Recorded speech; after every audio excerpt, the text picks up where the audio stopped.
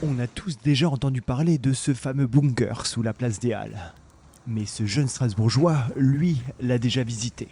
C'est à peu près à moitié sous les halles et à moitié sous la place où il y avait les bus. La trappe, je vais pas vous la montrer précisément, mais c'est quelque part autour de la place. Une nuit, on est venu genre vers peut-être 3 heures du matin et on avait déjà repéré la trappe avant qui avait été ouverte à cause des travaux. Elle avait été dessoudée parce que normalement elle est soudée toute l'année.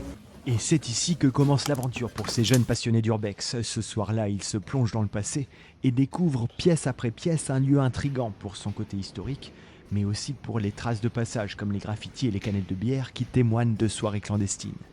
On fait toujours des recherches soit avant, soit après la découverte des lieux. Et après quelques recherches, ce lycéen trouve un plan du site et apprend que ce sont les Français qui l'ont construit juste avant le second conflit mondial. Les nazis l'utilisent pendant l'annexion sous forme d'hôpital et de poste de secours pour les gazés et les blessés. Après la guerre, la ville de Strasbourg en devient propriétaire et le lieu fait partie d'un dispositif d'abri en cas de catastrophe ou de bombardement durant la guerre froide. Laissé à l'abandon depuis de nombreuses années, le site s'entoure de mystères et de légendes. Justement, quand on fait de l'urbex, c'est un peu ces lieux mystérieux, c'est le Graal, ce genre d'endroit. Ouais, parce que c'est vraiment une légende urbaine qu'il y aurait un hôpital militaire sous les halles. Et nous, on n'y croyait pas. Dans le cadre des travaux sur le quartier des Halles, la mairie entend sanctuariser le lieu pour le préserver car son histoire reste aujourd'hui un témoignage de l'annexion nazie et de la complexité géopolitique du XXe siècle.